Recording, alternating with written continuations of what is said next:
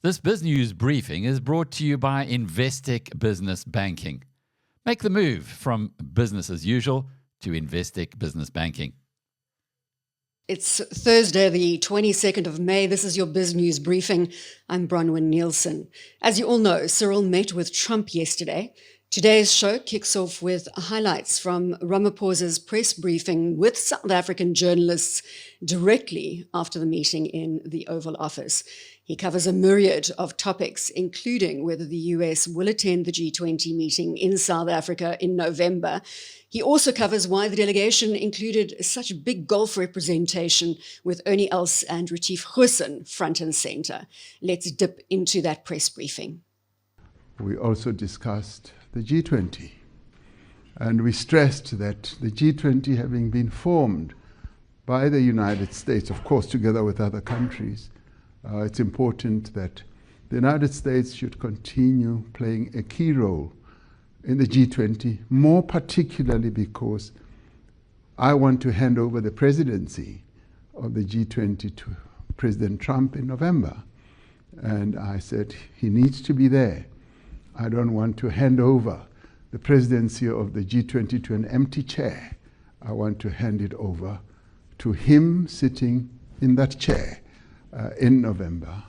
And he is going to give serious consideration to it. In fact, I expect him to be coming to South Africa, and he, having realized the important role that the United States continues to play in international or multilateral formations or organizations like the G7 and the G20. And he, having said, of course, the G7, would be much more impactful with the participation of the United States, as the G20 would be more impactful in global matters with the participation of the largest economy in the world. So my takeaway from that is that G20 participation by the United States is going to be happening.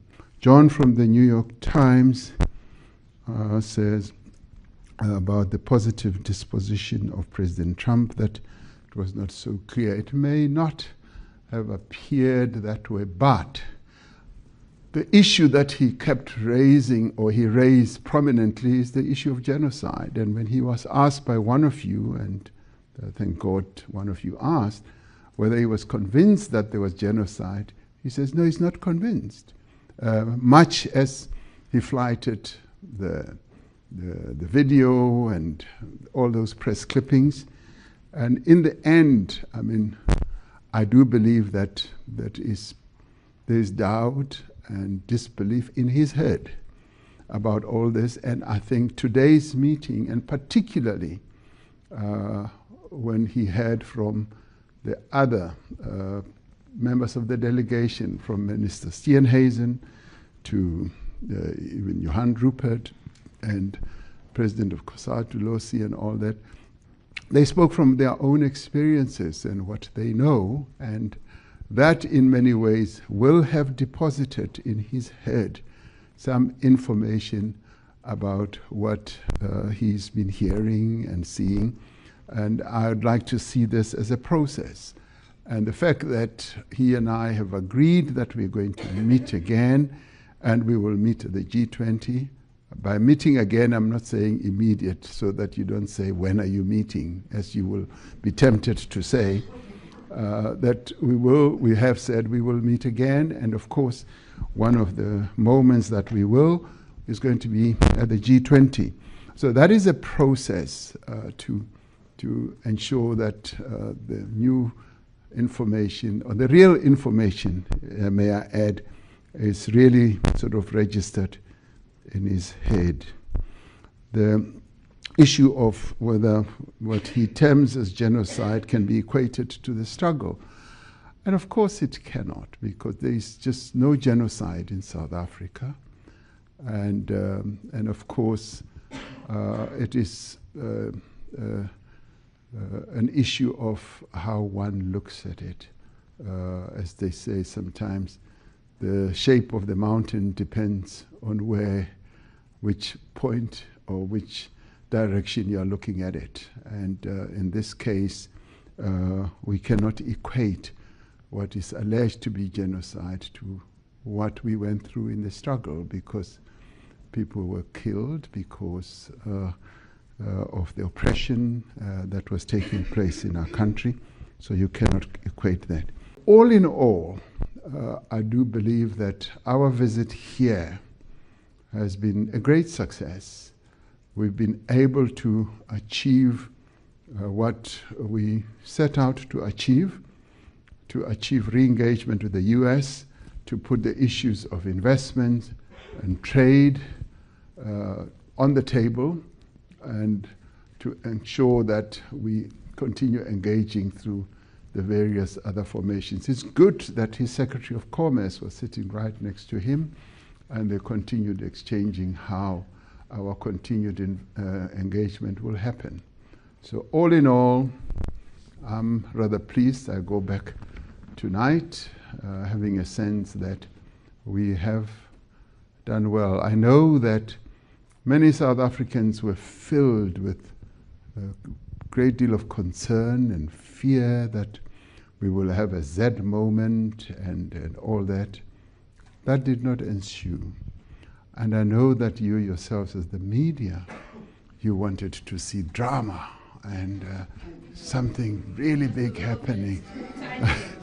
And I'm sorry that we disappointed you somewhat when it comes to that. So, but thank you very much for having, for a number of you, come all the way from home to the White House. And I'm rather glad that they allowed you to come into the Oval Office. And that in itself was good. And they gave us a number of mementos. And I was given a book. So I gave him a book, a golf book, and he gave me a book as well. So that is good. Lots of reading indeed in the future.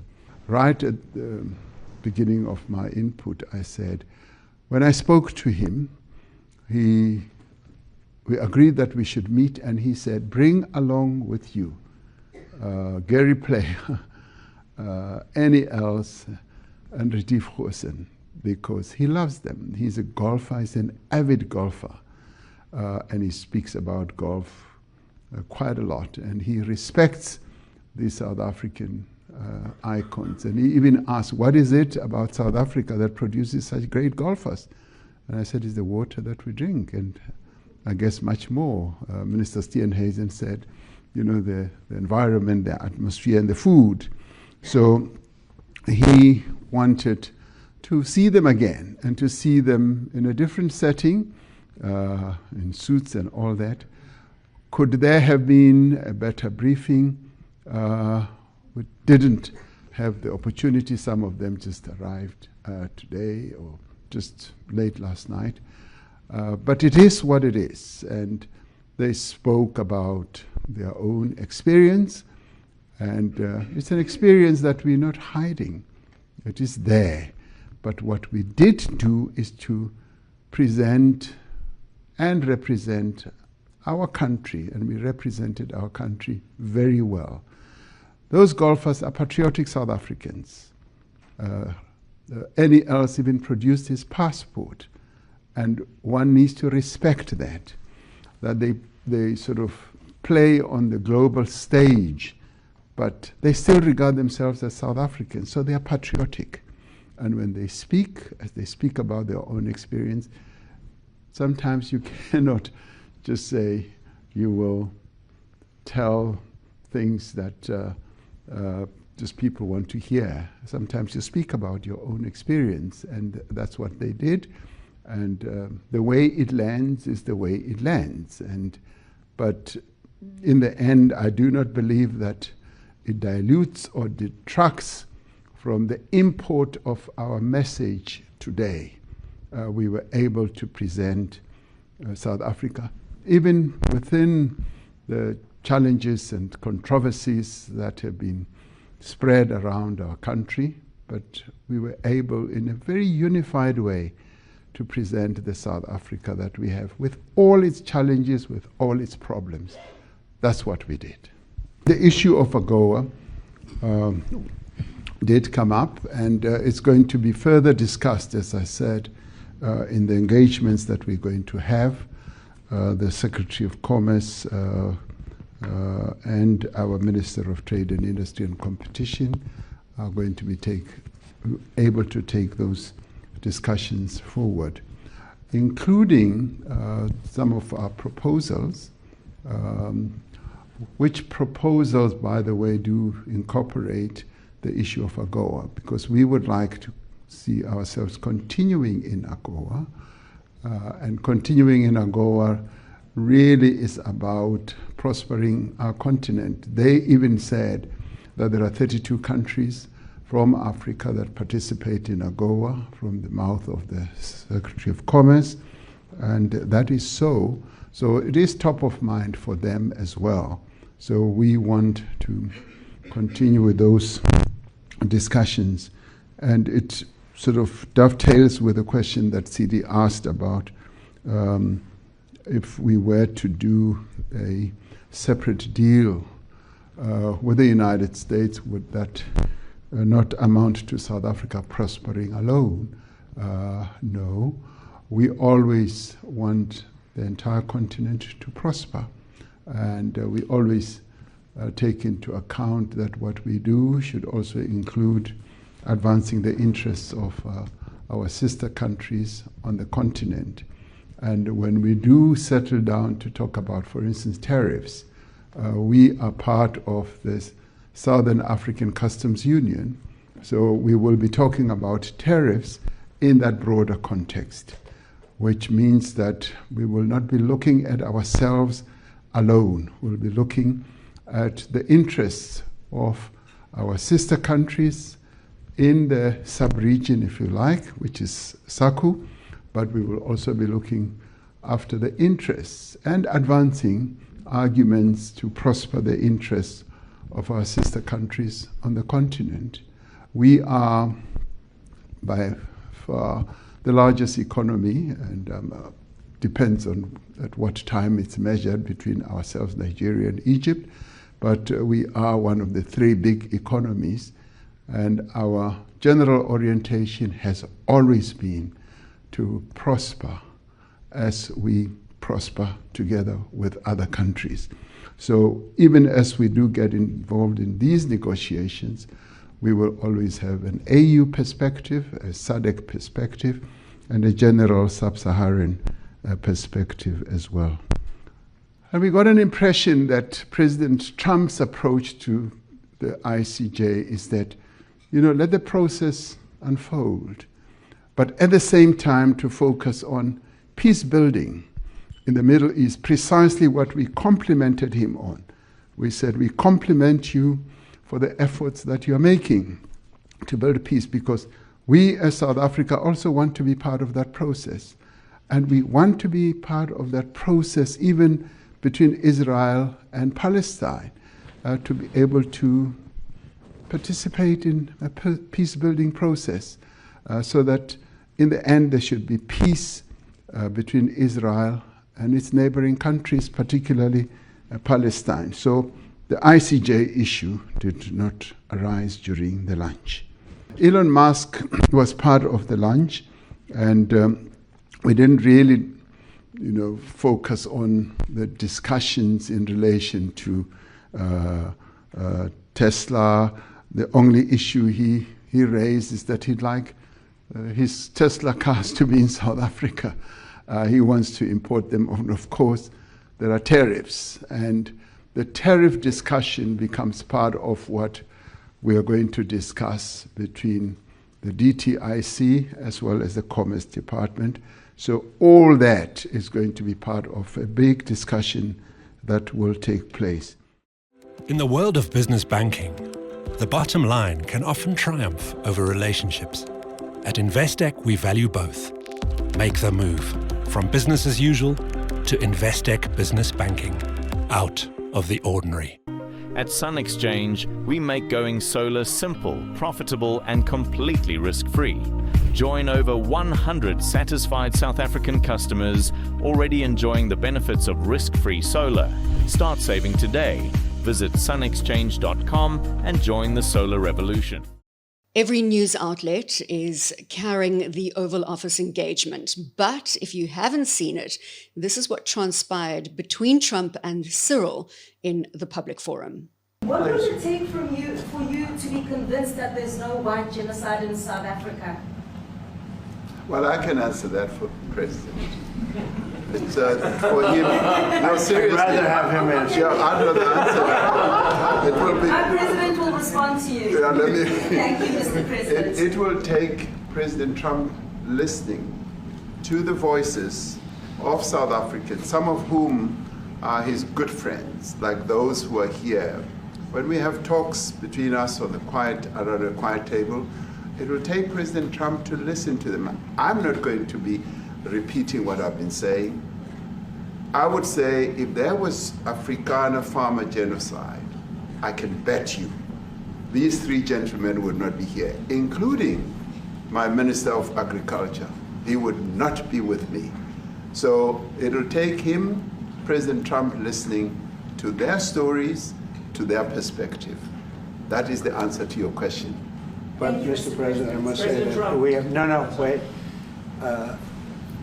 We have thousands of stories talking about it. Sure. And we have documentaries, we have news stories. And is Natalie here, somebody here to turn that?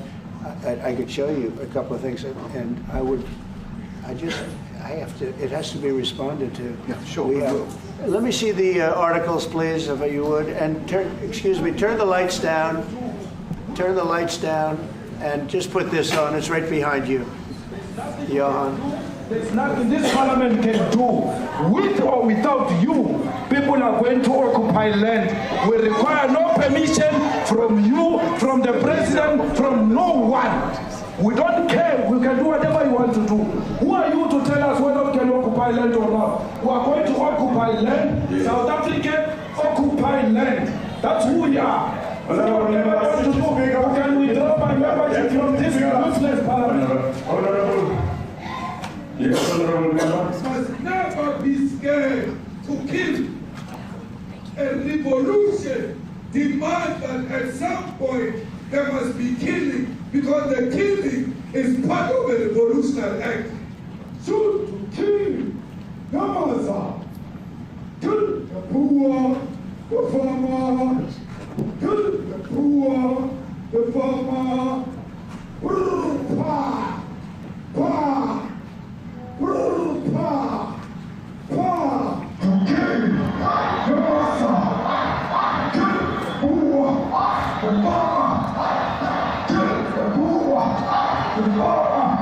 The mayor of DA in PE is a white man. So these people, when you want to hit them hard, go after a white man. They feel a terrible pain because you have touched a white man. Not because Mashaba and Soli will not be touched. They will be touched, no one. But we are starting with this whiteness. We are cutting the throat of whiteness. Shoot to kill Ramaphosa. Kill the brewer, the farmer. Kill the brewer, the farmer.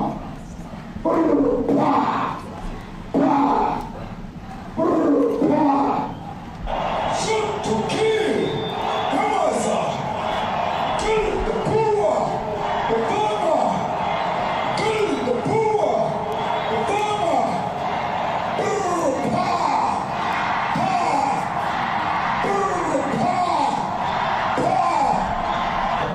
I don't know what's going to happen in the future. I'm saying to you, was not called for the killing of white people, at least for now. I can't ever see the future. Yeah, but, I mean, you understand somebody watching that, especially as it gets shared on Twitter, they freak out. It sounds like a genocide. I can't take it.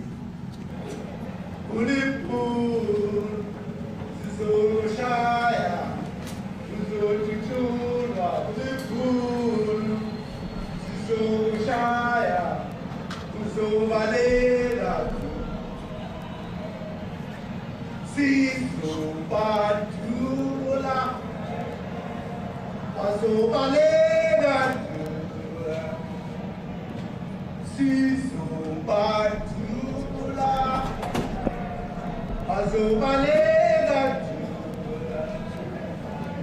will expropriate land without compensation, whether they like it or not. If they object, they can seek refugee in America. Now this is very bad. These are burial sites right here. Burial sites. Over 1,000 of white farmers, and those cars are lined up to pay love on a Sunday morning. Each one of those white things you see is a cross, and there's approximately 1,000 of them. They're all white farmers, the family of white farmers. And those cars aren't driving, they're stopped there to pay respects to their family member who was killed. And it's a terrible sight. I've never seen anything like it. Both sides of the road, you have crosses.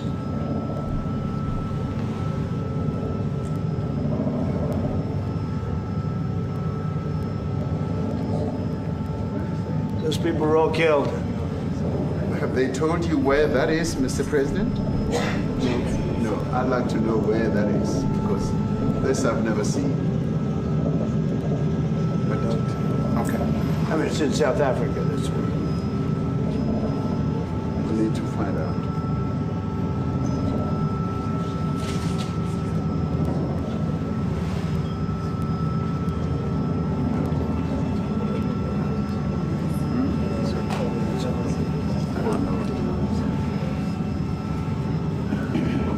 Those people.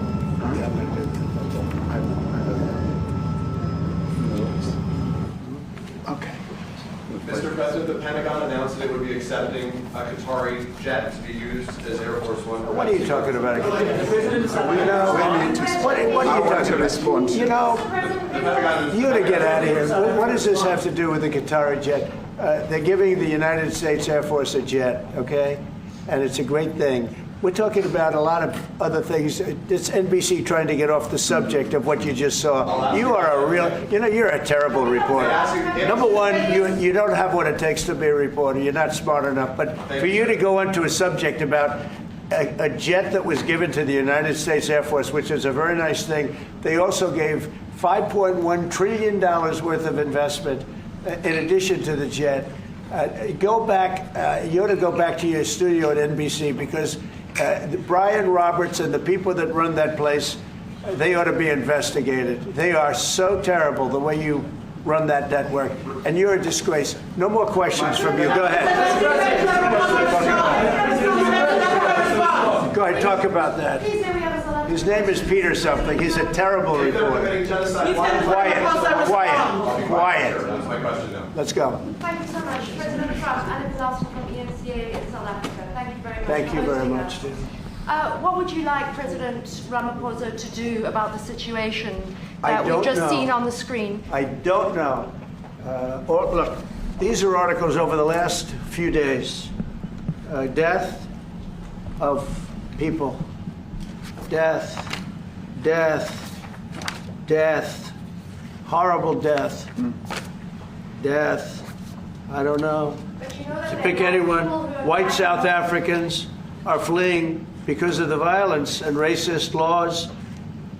And this is all, I mean, I'll give these to you. So when you say, what would I like to do? I don't know what to do. Look at this. White South African couples say that they were attacked violently. And, President Trump, when will you go and see for yourself if it is? well, I could do that. Look, here's burial sites all over the place. These are all white farmers that are being buried. And he asks about a jet that was given. You ought to be ashamed of yourself. You know, you are so bad. You're such a bad reporter.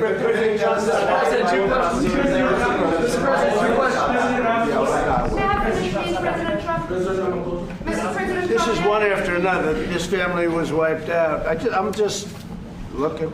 Can we get a response from President Ramaphosa? Give us your reaction to those videos, Mr. President. President Trump, Well, I think the videos are so. No. When you look at the videos, I mean, how does it get worse? And these are people that are officials, and they're saying that kill the white farmer and take their land. That's what it is. Ramaphosa And I have other to friends in South Africa. I have people that left. One in particular that says you can't go there. He said they want to take your land. They take your land and they kill you. It's okay, and they say it's okay to do. Now we're going to talk about it. But this is a tremendous look. This is a story recent. Yeah. These are all people that recently got killed. Yeah. And I don't know how it can get any worse. These are and you know, the men that you saw, the people that you saw in that movie, those are officials. Those are people that were in office. They had one march, they had a dance in your parliament, whatever you may call it, legislature. Well, let me clarify that. Yeah, let me clarify that, because what you saw, the speeches that were being made, one, that is not government policy. We have a multi-party democracy in South Africa that allows people to express themselves, political parties to adhere to various policies, and in many cases, or in some cases, those policies do not go along with government policy. Our government policy is completely against what he was saying, even in the parliament. And they're a small minority party, which is allowed to exist in terms of our constitution. A couple of days ago, speaking virtually at the Qatar Economic Forum, Elon Musk criticized South Africa's black ownership laws as racist and improper. While addressing questions about Starlink's expansion, Musk says the rules have prevented Starlink from obtaining a license in the country. That's despite growing global demand for the satellite internet service. What about the international dimension? Now, let's think about Starlink. Starlink is obviously a very, very good internet service. It's sought after all over the world. It's critical to the front line in Ukraine. It has also had more contracts coming its way, and there is some evidence that companies are allowing access to it because they want to be close to the Trump administration and send the right signal. So Bloomberg broke news today that the South African government is working around the rules on black ownership in order to allow Starlink in, and that is being done on the eve of the visit that President Ramaphosa is going to make to the White House. Do you recognize that as a conflict of interest? No, of course not. First of all, you should be questioning why are there racist laws in South Africa? That's the first problem. That's what you should be attacking. It's improper for there to be racist laws in South Africa. The whole idea with what Nelson Mandela, who was a great man, proposed was that all races should be on an equal footing in South Africa. That's the right thing to do, not to replace one set of racist laws with another set of racist laws, which is utterly wrong and improper. So that's the deal, that all races should be treated equally, and there should be no preference given to one or the other. Whereas there are now 140 laws in South Africa that give that basically give strong preference to if you're a black South African, and not otherwise. And so now I'm in this absurd situation where I was born in South Africa but cannot get a license to operate in Starlink because I'm not black. Well, it looks like that's about to change. I just asked you a question. Please answer. Does that seem right to you? Well, those rules were designed to bring about an era of more economic equality in South Africa, and it looks like the government has found a way around those rules for you. I asked you a question. This is your interview. Everyone wants to hear from you. I asked you a question. Yes or no? Not Racist for me. Laws, yes or no? Not for me to answer. I have got a question for you about your government work though and the amount of savings. Why do you like racist laws? This is not for me to answer. Come on. Yes, it is. Now, you wouldn't be trying to dodge a question. You have to ask the question. I answer my question. No, you answer mine. I think if you... I'm sure you can have that conversation directly with the South African government if you want to. I want to ask you about the total... I can't believe it. That's not good. BizNews TV on YouTube will be carrying extensive post-Oval Office analysis today, so be sure to visit the channel. And that brings us to the end of this BizNews briefing. We'll be back on Monday with more context on the global and local front. Have a great weekend. This BizNews briefing is brought to you by Investec Business Banking. Make the move to private banking service now for your business.